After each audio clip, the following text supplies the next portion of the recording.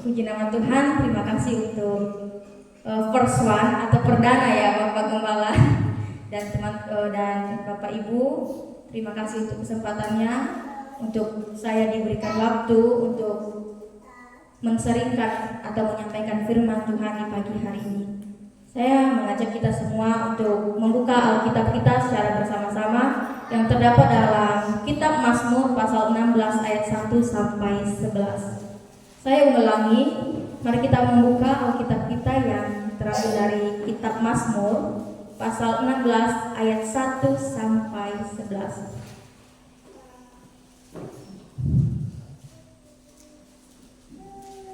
Saya akan membacakannya. Bahagia orang saleh. Miktam dari Daud. Jagalah aku ya Allah, sebab padamu aku berlindung. Aku berkata kepada Tuhan, Engkaulah Tuhanku, tidak ada yang baik bagiku selain Engkau. Orang-orang yang kudus yang ada di tanah ini, merekalah yang mulia, merekalah orang mulia yang selalu menjadi kesukaanku.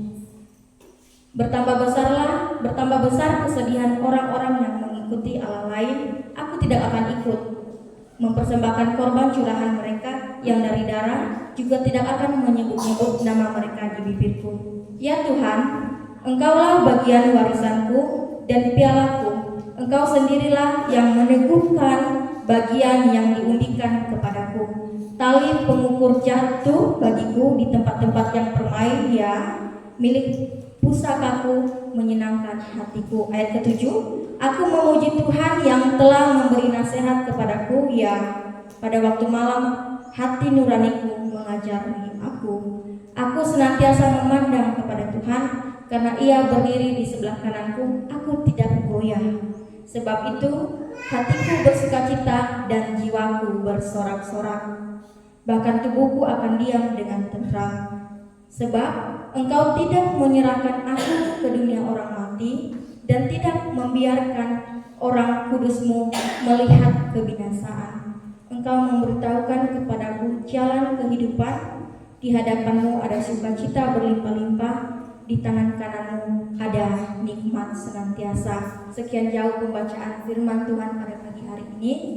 Bapak Ibu yang dikasihi dalam nama Yesus Kristus, dalam kehidupan beriman, setiap orang sering sekali menghadapi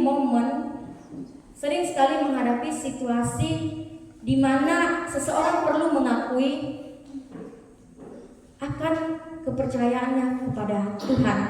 Hal ini merupakan ungkapan yang sering digunakan untuk apa?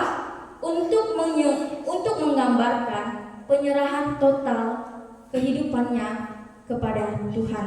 Ini merupakan adanya hubungan intim atau kedekatan seseorang kepada Tuhan. Oleh sebab itu, adapun tema kita pada pagi hari ini yaitu Engkaulah Tuhanku. Kenapa saya memberi tema Engkaulah Tuhanku? Ini merupakan penegasan yang ada dalam ayat yang kedua. Dikatakan, aku berkata kepada Tuhan, Engkaulah Tuhanku. Wow, ini sesuatu hal yang luar biasa. Bagaimana seseorang dapat meyakini bahwa Engkaulah Tuhanku. Tidak semua orang dalam keadaan situasi yang tidak menyenangkan atau dalam kesulitan apapun yang dihadapi, dia berani mengatakan Engkaulah Tuhanku. Bapak Ibu tahu, dalam penulisan kitab ini, Daud sedang diperhadapkan pada situasi yang tidak enak. Kenapa? Karena dia diburu sama si Saul, raja, dia dibunuh, nyawanya mau diambil. Sampai dia katakan, Engkaulah Tuhanku.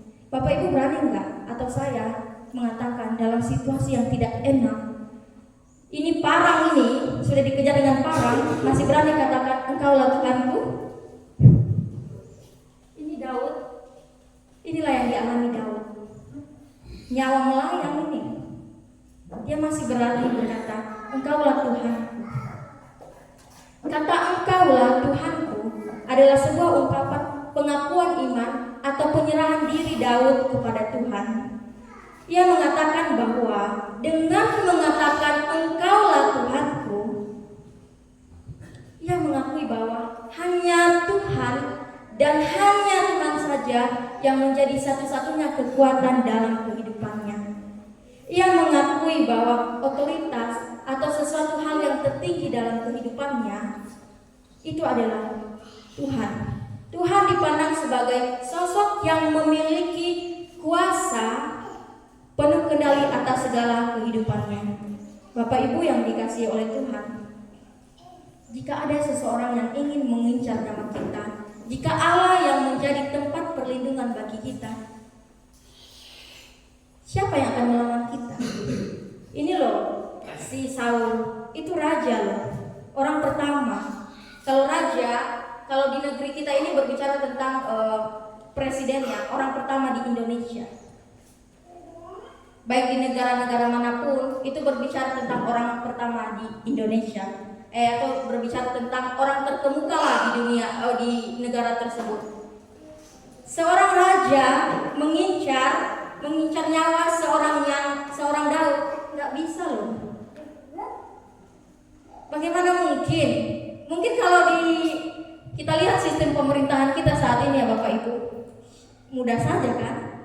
Mudah saja masukkan orang ke penjara, mudah saja memvonis orang, baik itu hukuman mati, hukuman penjara seumur hidup. Tetapi Daud, ketika ia berpihak kepada Tuhan, ketika ia memandang kepada Tuhan, dia tidak takut menghadapi apapun.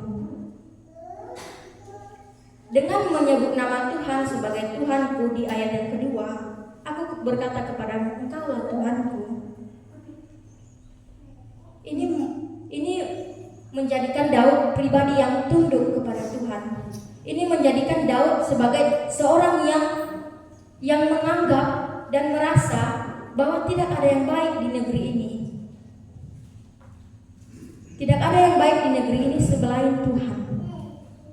Orang-orang kudus yang ada di tanah ini, jika kita lihat di ayat yang ketiga dikatakan orang-orang kudus yang ada di tanah ini, mereka lah orang mulia yang selalu mencari kesukaanku.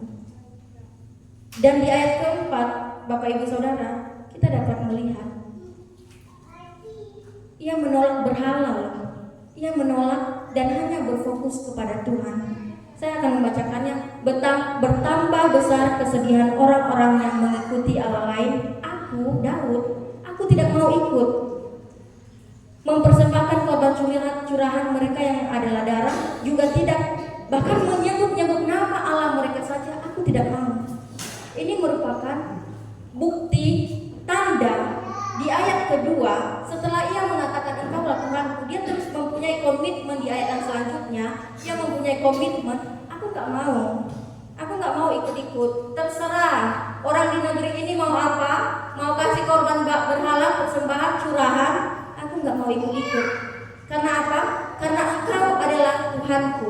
Jadi Daud hanya menyembah satu Allah yang esa dan tidak mau menyembah Allah lain. Kalau kita membaca bagaimana kisah bangsa Israel, Bapak Ibu, itu berbicara tentang banyaknya penyembahan berhala. Banyaknya apa? Banyaknya pembuatan patung-patung lembu emas. Tetapi dia berkomitmen ketika dia mengatakan Engkaulah Tuhanku. Kedua, dia katakan apa? Aku gak mau ikut-ikut mempersembahkan apapun juga. Bahkan memberi korban curahan aja aku gak mau. Itu adalah bukti, tanda bahwa Daud merupakan orang yang dekat dengan Tuhan. Sekalipun apa? Sekalipun nyawanya diincar, sekalipun apa yang dia miliki diambil, dia tidak akan goyah. Melainkan dia memiliki komitmen yang besar. Setelah dia mengakui di ayat yang keempat, dia mengakui dia tidak akan mempersembahkan korban persembahan kepada Allah lain dan hanya memihak kepada satu Allah. Di ayat ketiga, dia memiliki di ayat kelima dan keenam, Bapak Ibu, dia memiliki kebergantungan total kepada Tuhan. Dapat kita lihat di ayat kelima dan keenam. Ya Tuhan, Engkaulah bagian warisanku dan pialaku. Engkau sendirilah yang meneguhkan bagian yang diundikan kepadaku. Tali pengukur jatuh bagiku di tempat-tempat yang permai, ya, milik pusakaku menyenangkan hatiku. Kalau dikatakan warisan dan piala, Bapak Ibu, Piala ini berbicara tentang kemenangan ya. Tidak ada orang yang dikasih piala cuma-cuma kalau dia tidak memenangkan sesuatu hal. Misalnya dalam perlombaan sekalipun, orang yang berhasil meraih juara itu akan mendapatkan apa? Dia akan mendapatkan penghargaan berupa piala. Jadi warisan iman yang dimiliki Daud ini berasal daripada Tuhan. Kalau misalnya ada pembagian harta ya, saya tidak terlalu tahu sih bagaimana sistem pembagian harta di Sumba ya, saya tidak tahu. Tetapi saya yakin bahwa setiap anak, jika memang orang tuanya memiliki harta, pasti akan diberikan kepada anaknya. Itulah warisan yang dimaksud. Tapi warisan yang dimaksud si Daud ini itu tidak berbicara tentang warisan harta, warisan rumah, tetapi warisan iman yang diwarisinya daripada Tuhan. Bahkan piala yang dimaksud, piala kemenangan, ketika dia menghadapi situasi yang tidak enak, dia akan mendapatkan kemenangan. Itulah yang dimaksud di ayat ke-5 dan ke-6. Hal ini tentunya menekankan bahwa Tuhan adalah sumber kebahagiaan dan kepuasan tertinggi dalam hidup Daud, lebih daripada harta benda atau pencapaian duniawi yang dimiliki oleh Daud. Daud memuji Tuhan yang memberinya bimbingan dan nasihat. Bahkan di ayat ke-7, dalam situasi yang tidak mengenakan, dia masih bisa memuji Tuhan. Kita baca ayat yang ke-7 dikatakan, "Aku memuji Tuhan yang telah memberi nasihat kepadaku. Ya, pada waktu malam hati nuraniku mengajari aku." Bapak Ibu, apakah dalam situasi yang tidak enak, dalam situasi yang terancam, kita masih bisa memuji Tuhan seperti yang dialami oleh Daud? Apakah dalam situasi kesulitan, dalam situasi tekanan hidup, tekanan persoalan hidup, tekanan masalah, kita masih bisa memuji Tuhan? Ini loh yang dialami Daud. Sekalipun nyawanya diburu, sekalipun dia menjadi buronan di tanah itu pada masa pemerintahan Saul, dia masih bisa memuji Tuhan, dia masih bisa menyembah Tuhan, dia masih bisa mengandalkan Tuhan. Ini merupakan suatu hal yang perlu kita ingat dalam kehidupan kepribadian kita kepada Tuhan. Apakah kita mampu? Apakah kita sanggup di posisi Daud? Jika dibalik, apakah saya, apakah saudara, apakah Bapak Ibu semua yang ada di sini sanggup untuk mengalami apa yang dialami oleh Daud? Sehingga di ayat yang ke-8 dikatakan, "Aku senantiasa memandang kepada Tuhan." Orang yang senantiasa memandang kepada Tuhan adalah orang yang senantiasa berharap kepada Tuhan. Memandang kepada Tuhan berarti orang yang benar-benar kenal kepada Tuhan. Bayangkan ya Bapak Ibu yang mempunyai anak, tidak mungkin anaknya minta sesuatu kalau dia tidak kenal dengan ayah dan ibunya. Begitu juga yang dialami oleh Daud. Tidak mungkin ia memandang dan berharap kepada Tuhan kalau ia tidak kenal betul dengan Tuhan. Tidak mungkin anak orang lain ya datang kepada Bapak Ibu, "Mama, belikan saya sendal." Tidak mungkin. Tetapi di sini kita dapat melihat Daud memandang kepada Tuhan karena apa?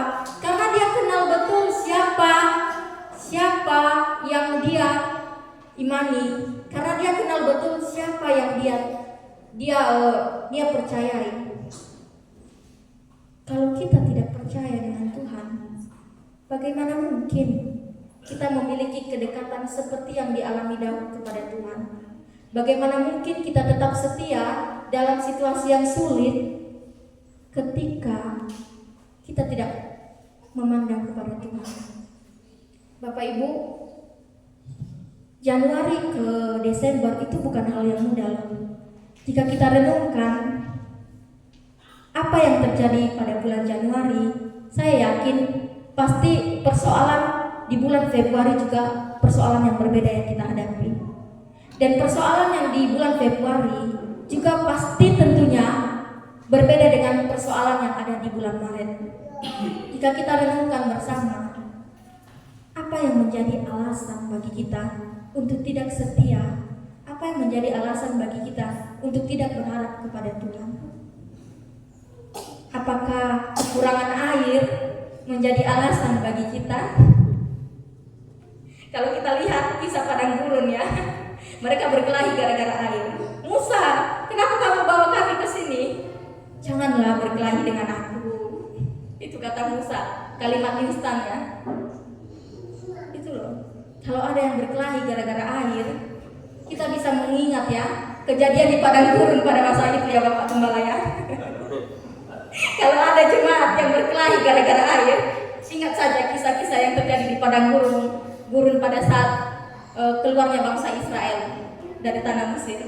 Jadi kita tidak heran ya kalau ada yang berkelahi gara-gara air. Kita ketawa saja sama-sama.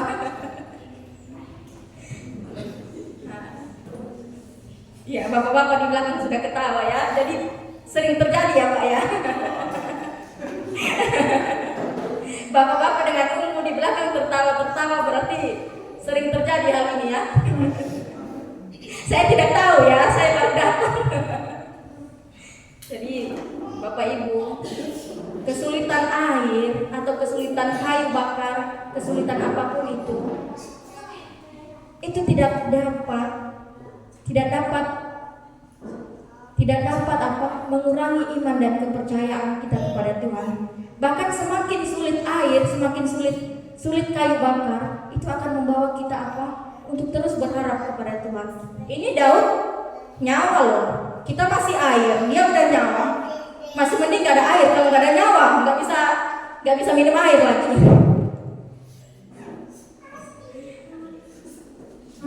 Saya yakin bahwa situasi yang kita hadapi, situasi yang kita alami pada saat ini tidak sebanding dengan apa yang dialami Daud pada masa itu.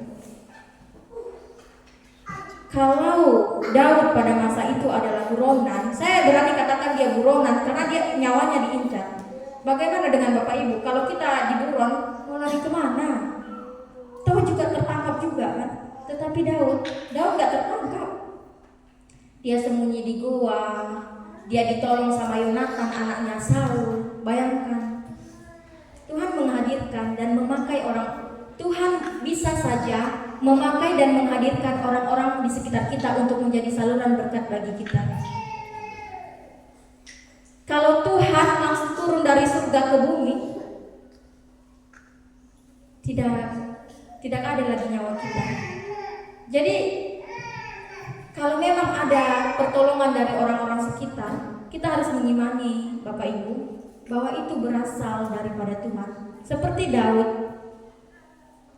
Memang di nats ini tidak dijelaskan bagaimana Yonatan menolong Daud, tetapi saya yakin bahwa Bapak Ibu pasti pernah mendengar bagaimana persahabatan Daud dengan anaknya Saul kan?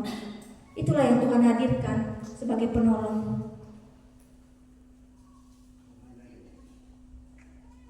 Tuhan bisa pakai siapa saja untuk menolong kita. Tidak mesti Tuhan itu harus turun dari surga baru kita bilang Tuhan sudah tolong saya. Kacau sudah ini. Jadi Tuhan bisa pakai orang-orang terdekat untuk menjadi saluran berkat bagi kita. Tinggal bagaimana kita, apakah kita mampu menerima dia. Bapak Ibu,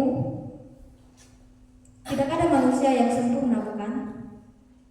Kita jangan hanya mau menerima kelebihan orang lain, tetapi tidak mau menerima kekurangannya. Ketika kita mau menerima orang lain dalam hidup kita, kita juga harus mampu menerima kekurangannya. Inilah yang dialami Daud. Bagaimana orang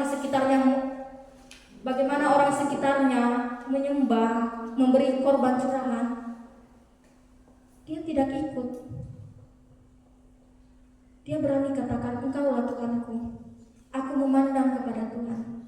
Dalam kesulitan apapun, dia masih berani berkata, Engkaulah Tuhanku. Ini sesuatu hal yang tidak biasa dalam kehidupan orang, dalam kehidupan kita ketika kita mendengar bagaimana perjalanan Daud. Daud dipilih dari 12 saudaranya. Paling kecil dipilih. Tuhan pakai dia. Dia hanya apa? Dia hanya peternak domba loh. Dia hanya peternak, bisa kita katakan dia nggak sekolah apa-apa. Dalam situasinya menjadi peternak, orang masih bisa iri sama dia loh. Raja masa bisa iri sama peternak? Masuk akal nggak, Bapak Ibu? Masuk akal nggak? Presiden iri sama petani, masuk akal tidak? Ini yang dialami Daud. Tuhan mengangkat dia dari hal yang terendah. Sekalipun dia bungsu, Daud melawan Goliat. Perjalanan hidup Daud, kalau kita benar-benar merenungkan, kita akan menangis. Kita akan menangis. Kok bisa ya? Perjalanan hidupnya, dia anak bungsu. Siapa di sini anak bungsu? Mungkin ada anak Bapak Ibu ya yang bungsu ya. Itu pada masa manja-manjanya. Tetapi apa? Tuhan menarik Daud dari kenyamanannya sebagai anak bungsu. Ditarik dia. Sebelum ada adiknya, dia ditarik. Sampai di situ saja penderitaannya. Tidak. Kakaknya itu panglima loh. Panglima perang. Sampai ditanya, masih ada anakmu? Ada. Anak saya masih ada, tapi dia ini lagi mengembalakan domba. Disuruh dipanggil kan? Inilah yang menjadi terpilih. Jadi Bapak Ibu, kalau Bapak Ibu punya anak, jangan pernah meragukan anak Bapak Ibu. Ini loh Tuhan pakai Daud yang bungsu. Tuhan pakai dia yang bungsu. Setiap anak itu mempunyai kualitas tersendiri. Jangan pernah membanding-bandingkan anak. Orang Jawa bilang ojo dibanding-bandingkan. Jangan dibanding-bandingkan. Sekalipun Daud si bungsu ya, Tuhan angkat dia dari hal yang terkecil. Hanya dengan katapel, dengan kerikil saja, dia bisa melawan Goliat. Hanya dengan usianya. Usia itu tidak menjadi landasan. Usia tidak menjadi landasan untuk apa? Untuk Daud tidak dipakai oleh Tuhan. Bahkan dia sebagai peternak aja, raja masih iri samanya. Jadi Bapak Ibu, saya tidak ingin mengklaim bahwa jemaat di sini punya iri hati, tidak. Tetapi di sini kita dapat belajar ya. Ketika kita mempunyai niat iri hati, itu akan membawa kita untuk menghilangkan nyawa seseorang.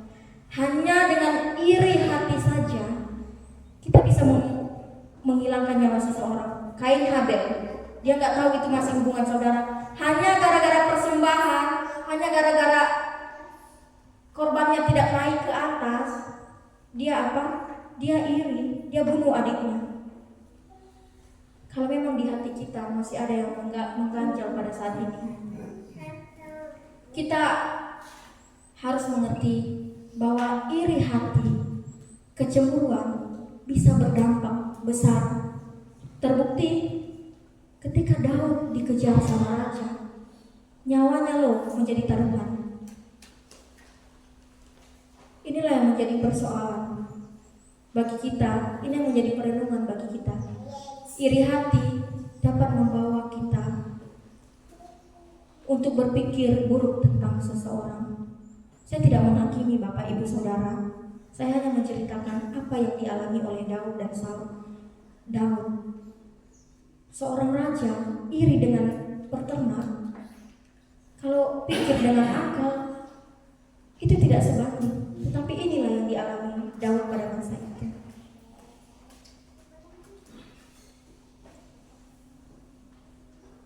Sekalipun dia mengalami kesulitan, pemeliharaan Tuhan nyata dalam kehidupannya. Saya tidak tahu apa yang menjadi pergumulan Bapak Ibu Saudara. Tetapi yang saya tahu, Bapak Ibu dapat duduk, dapat mendengarkan firman Tuhan. Tuhan sudah bawa sampai di bulan ini loh. Itulah yang saya tahu, pemeliharaan Tuhan dalam kehidupan Bapak Ibu.